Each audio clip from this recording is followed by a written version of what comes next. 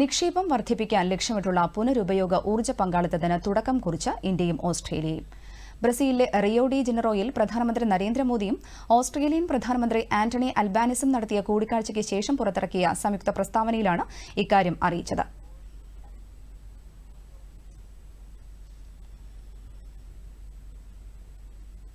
ये द्विपक्षीय संबंधों में नई ऊर्जा के संचार का प्रतीक है। एक्टा के लागू होने के बाद पिछले 2 वर्षों में हमारे आपसी व्यापार में 40% वृद्धि हुई है। रक्षा क्षेत्र में ज्वाइंट एक्सरसाइज, यंग ऑफिसर्स के बीच एक्सचेंज और हमारे प्लेटफॉर्म्स के डिप्लॉयमेंट को बढ़ावा मिला है।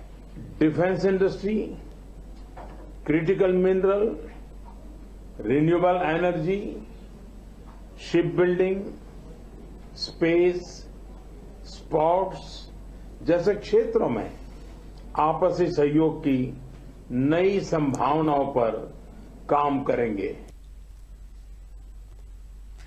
സോളാർ, ഗ്രീൻ ഹൈഡ്രജൻ, ഊർജ്ജ സംഭരണം തുടങ്ങിയ മുൻഗണനാ മേഖലകളിൽ പ്രായോഗിക സഹകരണത്തിന് ഒരു ചട്ടക്കൂട് നൽകാനാണ് പുനരുപയോഗ ഊർജ്ജ പങ്കാളിത്തം ലക്ഷ്യമിടുന്നത്. കാലാവസ്ഥാ വ്യതിയാനം, പുനരുപയോഗ ഊർജ്ജം, വ്യാപാരം, നിക്ഷേപം, പ്രതിരോധം, സുരക്ഷ എന്നിവയുൾപ്പെടെ നിരവധി സുപ്രധാന മേഖലകളിൽ ഉഭയകക്ഷി ബന്ധം ശക്തിപ്പെടുത്തുന്നതിൽ പുരോഗതി കൈവരിച്ചതായും ഇരുവരും വ്യക്തമാക്കി. സമാധാനം, സുസ്ഥിരത, അഭിവൃദ്ധി എന്നിവയെ പ്രോത്സാഹിപ്പിക്കുന്ന നിരവധി സംരംഭങ്ങളുടെ പ്രഖ്യാപനവും കൂടിക്കാഴ്ചയിൽ നടന്നു. ഇരു രാജ്യങ്ങളും തമ്മിൽ സഹകരണം വർദ്ധിപ്പിക്കുന്നതിനുള്ള പ്രതിജ്ഞാബദ്ധതയും ഇരു നേതാക്കളും ആവർത്തിച്ച് വ്യക്തമാക്കി. ഇന്ത്യ ഓസ്ട്രേലിയ സാമ്പത്തിക സഹകരണവും വ്യാപാര ഉടമ്പടിയും വഴി ചരക്ക് സേവനങ്ങളുടെ വിപണി പ്രവേശനം കൂടുതൽ സാധ്യമാക്കിയതായി പ്രധാനമന്ത്രി നരേന്ദ്രമോദി വ്യക്തമാക്കി.